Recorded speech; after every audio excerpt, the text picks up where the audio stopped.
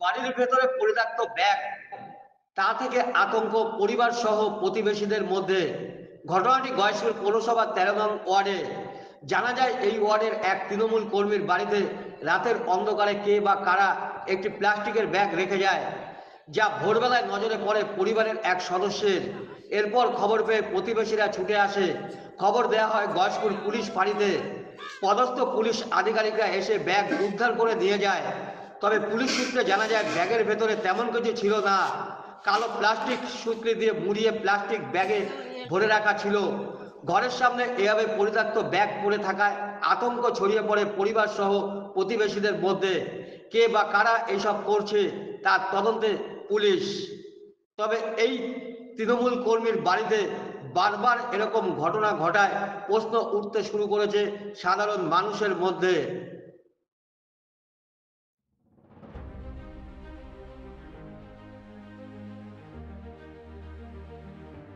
দেখলেন কি দেখলেন? এইখানে আজকে আমার বাড়িতে এই নিয়ে 3 দিন হ্যাঁ। প্রশাসনকে খবর দেওয়া হয়েছে। আমার পার্টির দলের আমি তৃণমূল কর্মী করি, তৃণমূলে। এবার আমার দলের ছেলেপুলে লোক সবাই এসছে। এবার পুলিশ প্রশাসন এখানে ব্যাগ খুলে দেখেছে, যাক ওর মধ্যে বোম ছিল না। সেই দিন এসে দেখি বাড়িতে ঢুকে তা একটা চিঠি, খামের ভেতরে একটা চিঠি, বড় বড়, খুব হুঁশিয়ার, খুব সাবধান, ওর মাকে কাজ করেছি, কালকে তোকে করব। আজকে এসে দেখছি আবার একটা এরম একটা হলুদ ব্যাগ। এটা কখন দেখলেন? কখন দেখেছি আমরা তো দেখিনি। না, না, এখন ঘুম থেকে আপনি দেখলেন কখন? এখন সকালবেলা আমার পাশে একজন ডাকলো, অবির মা, আমাদের যে ব্যাগ রয়েছে। আমরা 5:30টার সময় উঠে দেখলাম।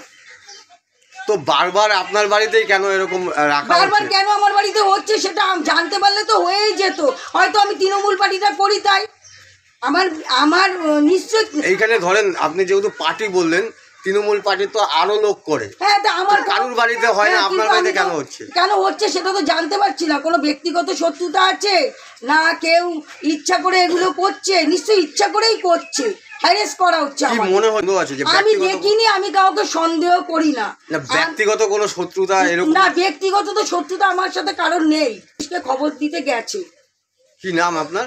আমার নাম কল্পনা দাস। আমার হাজবেন্ডের নাম রবীন্দ্রনাথ এটা দাস। কোন এলাকা এটা? এটা হচ্ছে 2 নং পিএল ক্যাম্প, কাটাগঞ্জ, কত নম্বর ওয়ার্ড? চাঁদমারি। এটা 13 নম্বর ওয়ার্ড। এইভাবে রাজনীতি হয় না, এটা রাজনীতি হয় না। এই নোংরামি হচ্ছে এটাই তো বলছি, এটা তো নোংরামি। তো একটা অবসান হওয়া উচিত। আমরা সেই পথ নিতে মানে ইচ্ছুক। হ্যাঁ? আপনারা এসছেন